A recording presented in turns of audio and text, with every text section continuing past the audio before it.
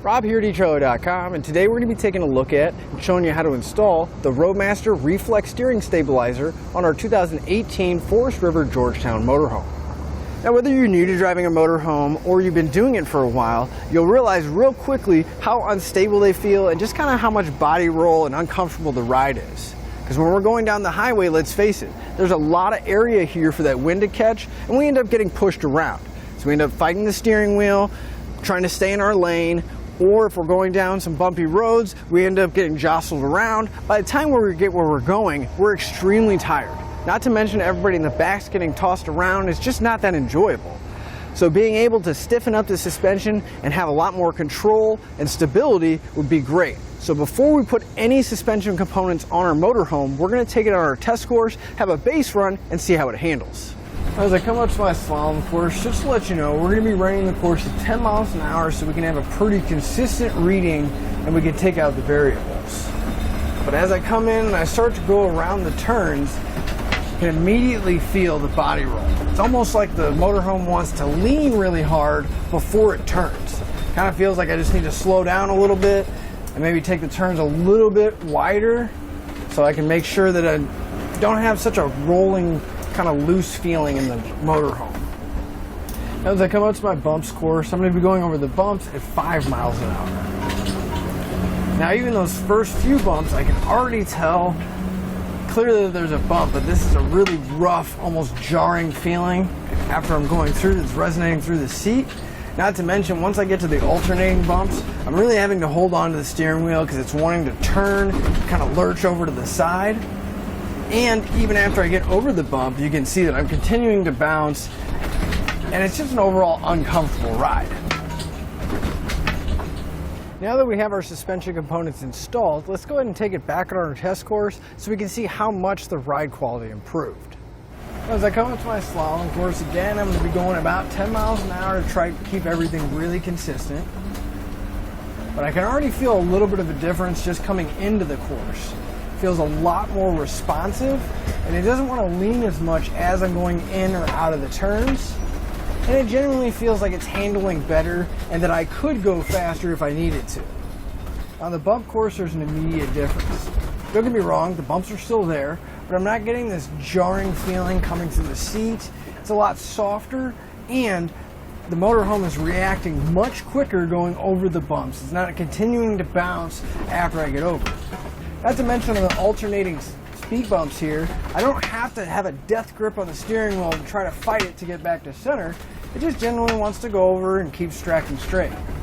It's greatly improved over the stock suspension. Like I said before, I wouldn't want to drive it, and now this would be a lot more comfortable to drive for a long period of time.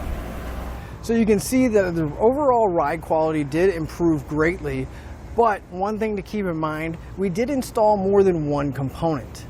We went ahead and did the full system, so we have full stability from the front all the way to the back of our motorhome.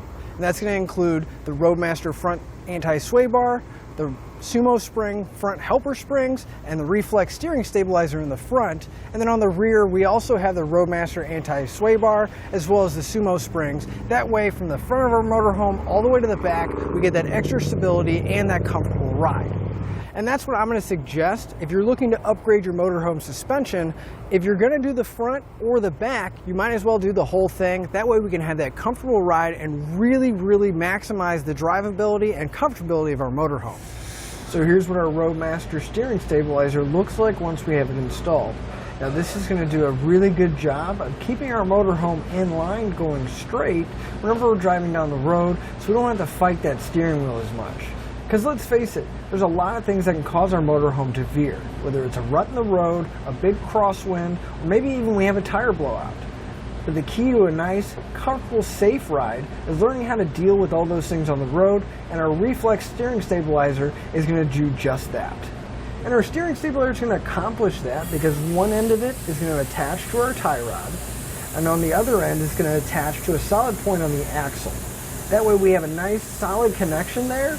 And the spring here is going to keep that in a neutral state, because whenever the spring extends and we go one direction, it's naturally going to come back to its neutral state.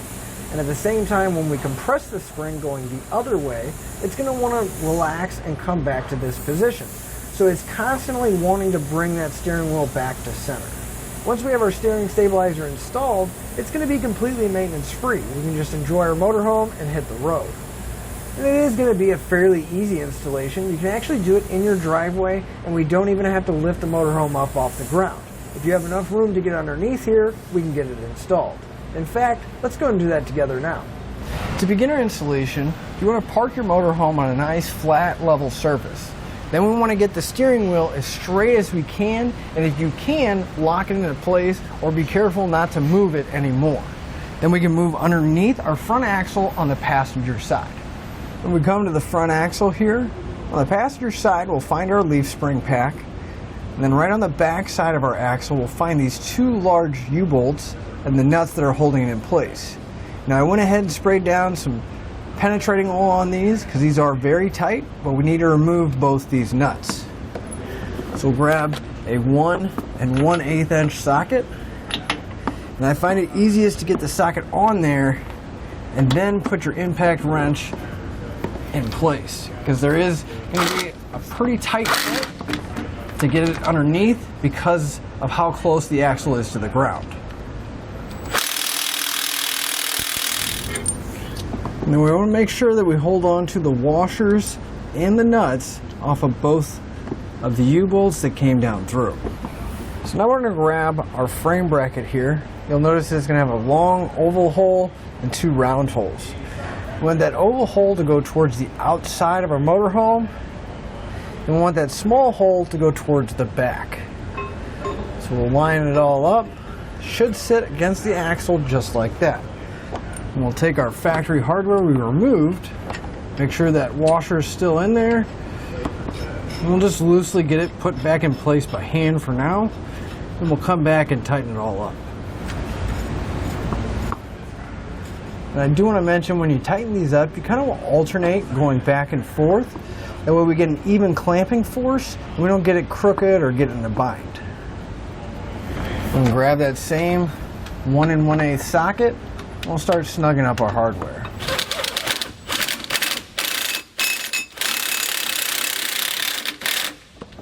And because of the limited space underneath the axle, you may have to use a hand ratchet to tighten everything up. And if you do, I suggest using an extremely long ratchet, because these bolts are very tight, and we're going to need to tighten them down to the manufacturer's specification. Now we can come to the tie rod, which is going to be the round bar that's behind the axle. We'll grab our tie rod bracket. Now you'll notice it kind of has a dip in there, 4 oval holes and 1 round hole. We want that dip to line up with our tie rod to where it sits just like this, and make sure that that round hole is pointing towards the front. And we'll take our U-bolts, we're going to drop them over the tie rod so it straddles around it, and then it comes down through the bottom of the bracket. I'm just going to kind of hold this in place loosely. We'll take a flat washer, slide it over one of the legs of our U-bolts, and we'll take a locking nut. For now, we just want to get it started so it'll hold everything in place. And each one of the legs on these U-bolts is going to get that same combination. Flat washer, and then a lock nut. So we'll repeat that for our other 2 remaining ones. Make sure it's not going to fall off, and they're at least hand tight. Now that our U-bolts are loosely in place, I'm going to come back with a 9/16 socket. I'm just going to snug it up enough to where it's not going to move around too much, but if we need to move it, we can still move it. So you just want it nice and snug.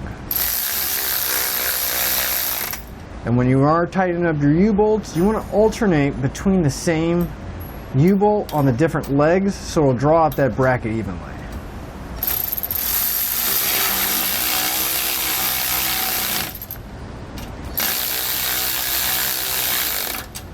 So now we can grab our steering stabilizer. Now if we look at it, we're going to have a large red spring, and at the very end where it goes into the shock section or the black rod section, we need to make sure right here that that spring is fully seated on the end. It is possible that the spring could have slipped and potentially be sitting something like that. We want to make sure that before we install it, that spring is fully seated on there and it didn't roll on us.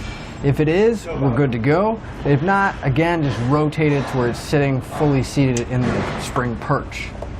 On our tie rod bracket, we want to take one of the 1/2-inch gold bolts out of our kit. We're going to drop it down through.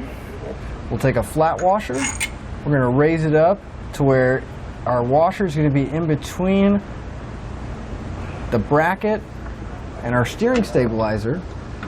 We'll slide our steering stabilizer over so we can get the bolt to go all the way through. We'll take another flat washer, place it over the stud, and loosely attach a lock nut. I want to lift up our steering stabilizer, and this is why we want to leave our bracket a little loose, because we can slide it back and forth and get the angle that we need to. But it's going to be the same combination of hardware, except this time we're going to take our bolt, we'll go through our bracket from the bottom, slide a washer in place, we'll raise up our steering stabilizer, again get the bolt to go all the way through the eyelet.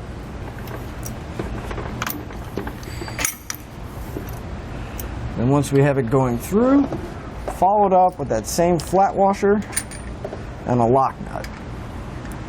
Now at this point, depending on how tight your tie rod bracket is, it may be moving just because of the weight of the stabilizer. We can come back and we want to make sure that our steering stabilizer is as level across as possible, nice and straight, and then we can tighten up the U-bolts to make sure that the bracket won't move and we can keep it in the position we want it in. So you're going to want to lift up on that bracket, make sure everything's sitting right where you want it, and then start tightening up those 3/8 nuts with the 9/16 socket.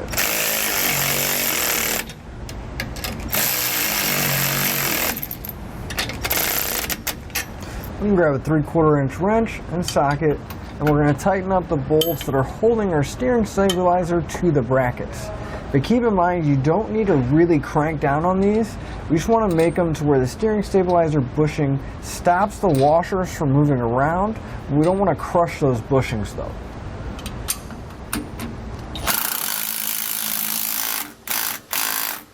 So now with everything tightened down, we can go ahead and lower our motorhome down, take it out for a quick test drive, and if it is pulling to one side or the other, or it's not staying centered, the way we're going to need to make our adjustments is we want to loosen up the U-bolts and move the tie rod bracket to where there's no tension pulling on either side of the tire, so it's in a nice straight neutral position, and then we'll tighten those U-bolts back up and we can retest drive it.